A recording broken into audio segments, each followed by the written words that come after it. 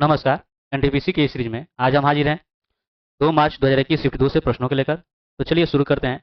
पहला क्वेश्चन है, एक धनराशि चक्रवृद्धि ब्याज की एक निश्चित दर पर 8 वर्ष में स्वयं की दुगनी हो जाती है, तो समान चक्रवृद्धि ब्याज की दर पर वह धनराशि कितने वर्षों में स्वयं की 8 गुनी हो जाएगी।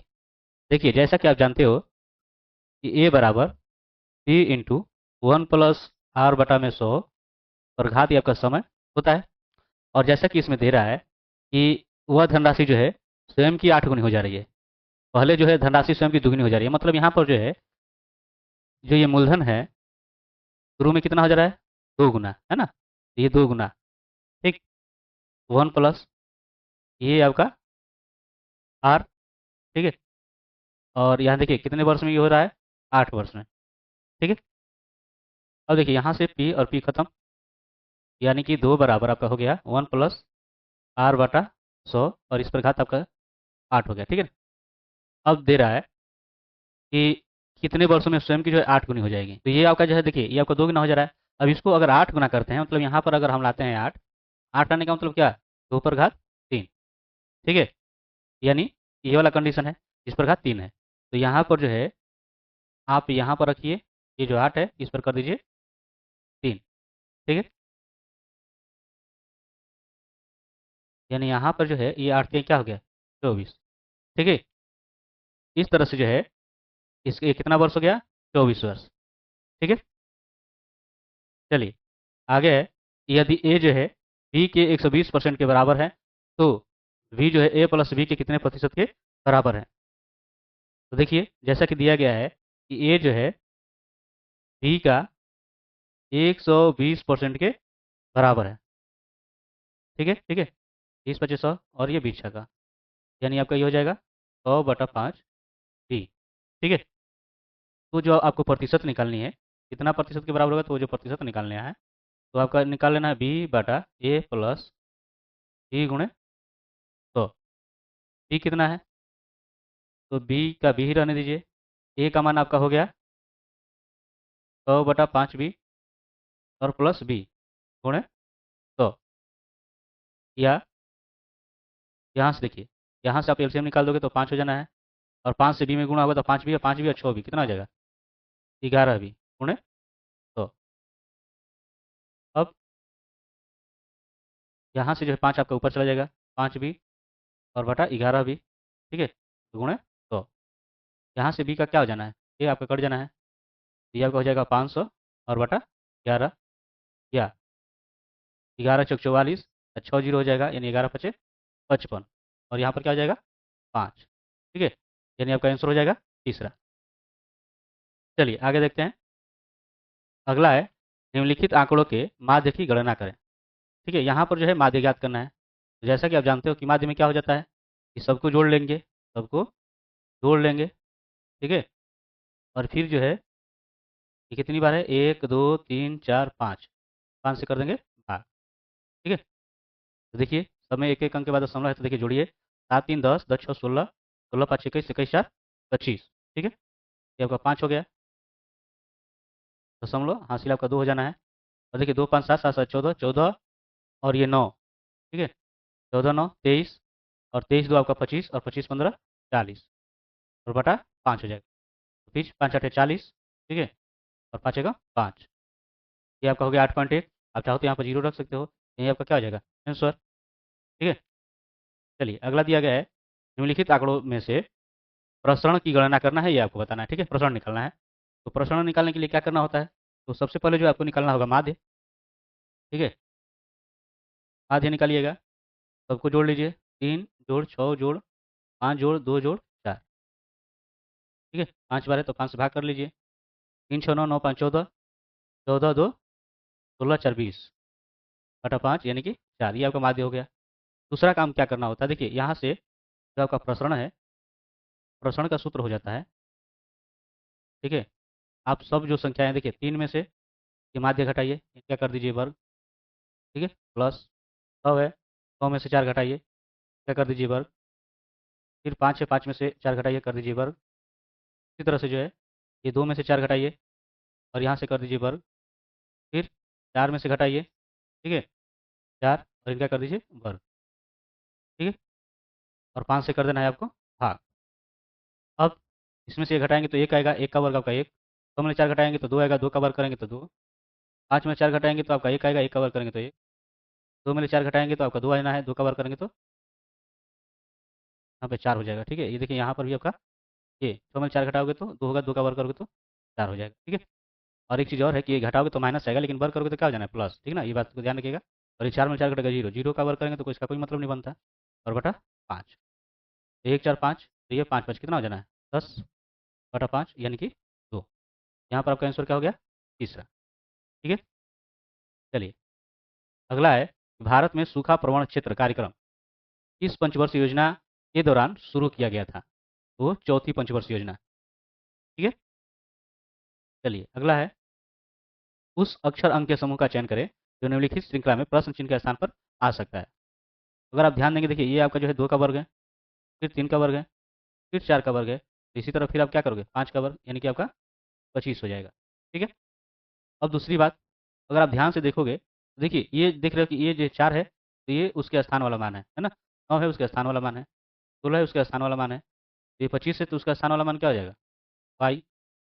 ठीक, अब एक चीज़ और है, यहाँ से आप देख रहे हो कि 4 है तो इसका वर्गमूल 2 होता है, ये तो 2 वाला स्थान है ना। 9 का जो है वर्गमूल 3 होता है तो 3 वाला मान।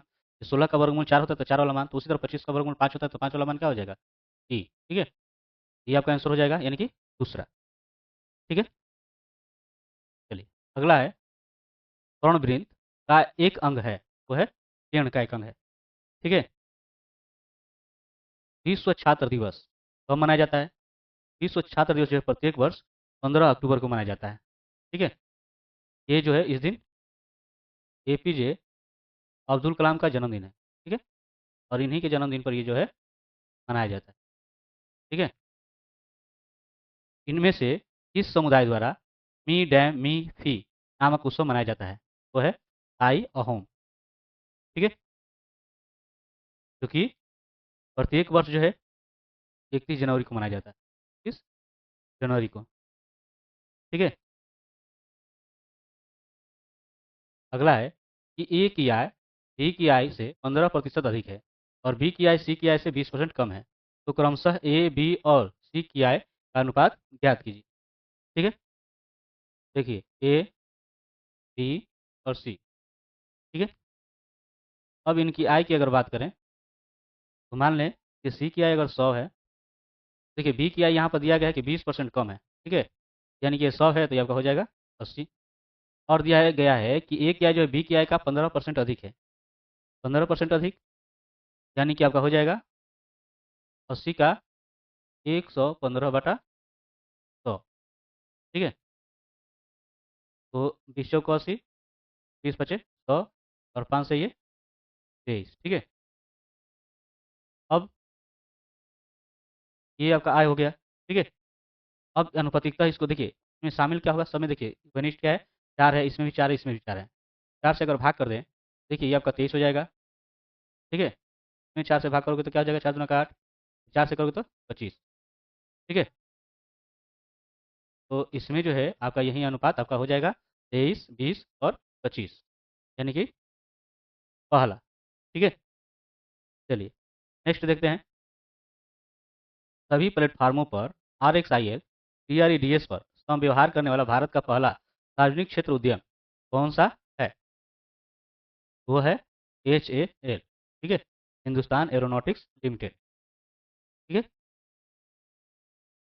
और इसकी शुरुआत हुई थी 14 जून 2018 से। ठीक है, यदि किसी वृत्त की त्रिज्या में 35% की कमी होती है, उसके क्षेत्रफल में कमी हो जाती है, क्षेत्रफल में कमी हो जाती है। देखिए उसके लिए आपका जो सूत्र हो जाना है वो आपका हो जाएगा x plus y minus x y बटा 100%। ठीक है, तो यहाँ पर आपका हो जाना है 35 + 35 माइनस 35 × 35 और बटा 100। ठीक है, अब ये आपका हो जाना है 70 माइनस, यहाँ से ये कितना हो जाएगा, तो देखिए गुणा कर लीजिए, 35 में करेंगे तो ये 5 × 5 3 से एक अधिक यानी 4 से गुणा कर दोगे 12, 2 जीरो है तो 2 के बाद 10, घटा लीजिए, यहाँ से घटाइएगा तो ये आपका 75 हो जाना है। ठीक है। और ये आपका हो जाएगा 6 9, 9 में 2 घटेगा आपका कितना हो जाना है, तो ये तो 9 हो जाएगा, 9 में 2 घटाओगे तो आपका 7। ठीक है। और ये आपका कितना हो जाएगा, 6, 6 में ये घटेगा 5। अब आप ये भी जानते हो 20 रुपये में नहीं दिया है तो 75 का क्या हो जाता है, 75, हाँ 75 जो है 3/4 होता है ना, ये आपका हो जाएगा 3/, क्योंकि ये सब परसेंटेज में है तो आप जो है परसेंटेज में ये कर सकते हैं। ठीक है। यानी कि आपका हो जाएगा ये पहला। ठीक। चलिए आगे बढ़ते हैं। अगला क्वेश्चन है, उस संख्या का चयन करें जो निम्नलिखित श्रेणी में प्रश्न चिन्ह के स्थान पर आ सकती है। ठीक है, देखिए यहाँ से 2 दूनी का 4, और आप एक भी देख सकते हो कि यहाँ से एक कम हुआ है। फिर ये 3 तिहाई 9, और यहाँ से एक कम हुआ है। फिर और आठ आठ देखिए 8 अठाई 64, मतलब जो है उसी से गुणा किया गया, एक तरह से वर्ग कर सकते, मतलब यहाँ से वर्ग नहीं कर सकते हो, जो मान है उसी से गुणा किया गया है। ठीक है। और यहाँ से एक कम किया गया है। फिर देखो कम हो गया, अब यहाँ से आपको गुणा किस में होगा, तो 63 में होगा। ठीक है। तो 63 में गुणा होगा तो क्या हो जाएगा, तो आप जानते हो कि 63 का एक तरह से आप वर्ग कर लोगे। ठीक है। तो 3 तिहाई 9, और यहाँ से देखिए 6 तिहाई 18 दूनी 36। ठीक है, 6 छक्का 36। ठीक है। तो देखिए 9, ये आपका 6 हो जाना है, और देखिए ये 3 6 9 और ये 3, अर्थात आपका हो जाएगा 39 69, यानी कि चौथा। ठीक है। चलिए आगे बढ़ते हैं। अगला सवाल है, एक निश्चित कुट भाषा में तारा को जो है ये लिखा जा रहा है, तो उसी कुट भाषा में इसको क्या लिखा जाएगा। अब तारा के लिए देखिए, तारा के लिए यहाँ पर देख रहे हो, देखिए ये 20वें स्थान पे, पहले स्थान पे, 18वें स्थान पर, और पहले स्थान पे। अब इनको अगर जोड़ दो, तो जोड़ोगे तो क्या आपको मिलेगा, ये आपका हो जाएगा 40। ठीक है। और 40 का वर्ग करोगे तो कितना हो जाएगा, 1600। ठीक है। उसी तरह जो है NAR ले लीजिए। ठीक है। एन जो है आपका 14वें स्थान पर आएगा, पहले स्थान पर आएगा, 18वें स्थान पर, और पहले स्थान पे। ठीक है। 14 1 15 है ना, 15 1 16, और 16 18 आप करोगे तो ये आपका हो जाना है 34। ठीक है। और 34 का वर्ग कर दो तो आपका हो जाना है, तो चौको 16 है ना, एक, और देखिए 6 12 दूनी 24, एक 25, 2 और 3 9 2 11। ठीक है। आपका आंसर क्या आ जाएगा, चौथा। ठीक है।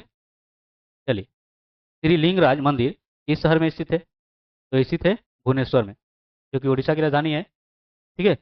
और यह हिंदू मंदिर है जो कि शिव को समर्पित है। ठीक। अगला है कि उस विकल्प का चयन करें जिसका तीसरे पद से वही संबंध है जो दूसरे पद का पहले पद से है। तो देखिए सॉफ्टवेयर का वर्जन आता है, तो पुस्तक का क्या आता है, तो एडिशन आता है। ठीक है। यानी आपका चौथा आंसर हो जाएगा। चलिए अगला देखिए कि उस अक्षर युग्म का चयन कीजिए जो निम्नलिखित श्रृंखला में प्रश्न चिन्ह के स्थान पर आ सकता है। अब देखिए बी से डी 2 की बढ़ोतरी, डी से एच। ठीक है। और जानते हो कि ये चौथे स्थान पर 8वें स्थान पर, यानी कि 4 की बढ़ोतरी। ठीक है। यहाँ से एन, तो कितना हो जाएगा, ये आपका जो है 14वें स्थान पर होता है ना, 8वें स्थान पर, ये आपकी 6 की बढ़ोतरी। आप देख सकते हो 2 4 6, तो यहाँ पर अगले में क्या बढ़ेगा, सीधी सी बात है कि 8 बढ़ेगा। तो 14 और 8 क्या होना है, 22, है ना। तो यहाँ पर क्या आपका हो जाना है, ये हो जाएगा। ठीक है। अब यहाँ से देखिए वाई से भी। ठीक है। ये 25 और ये 22, यानी कि 3 की कमी। यहाँ से देखिए ये 22 और 16, है ना, तो 6 की कमी, ये 16 और ये 7, ये आपका 9 की कमी, 3 6 9, यानी कि फिर आपका क्या हो जाना है, 3 6 9 तो 12। ठीक है। तो 12 की आप कमी कर दीजिए, क्या हो जाएगा, तो आपका हो जाना है, देखिए जी से आप जाओगे तो ये 7 तक ही ना आएगा, है ना, ए तक जाओगे तो ये 7 नंबर पे है, यानी 7 हो गया। फिर 5 नीचे जाओगे, 8 से आप जाओगे तो 21वें स्थान पे जाओगे, यानी कि क्या हो जाएगा, यू। ठीक है। आपका आंसर हो जाएगा चौथा। आगे है कि निम्न में से कौन सा भाग प्रकाश को मानव आंख में प्रवेश करने की सुविधा प्रदान करता है, तो है कार्निया। ठीक है। नेक्स्ट है, निम्नलिखित में से किस भारतीय राज्य में नाभिकीय संयंत्र स्थित नहीं है, वो बिहार में नहीं है। ठीक है। देखिए महाराष्ट्र में है तारापुर। ठीक है। तमिलनाडु में आपका है कूडानुकुलम। ठीक है, कूडान कुलम। और राजस्थान में जो है वो है रावत भाटा। चलिए अब बात करते हैं मीठी क्रांति की। इनमें से किसके उत्पादन से संबंधित है? तो संबंधित है शहद से। ठीक है, यहाँ पर दिया गया है कि समीकरण जो है ये और ये एक वृत्त है, तो बीटा का मान ज्ञात कीजिए। देखिए यहाँ पे बीटा, इसका अगर कर लें तो क्या हो जाएगा, ए स्क्वायर।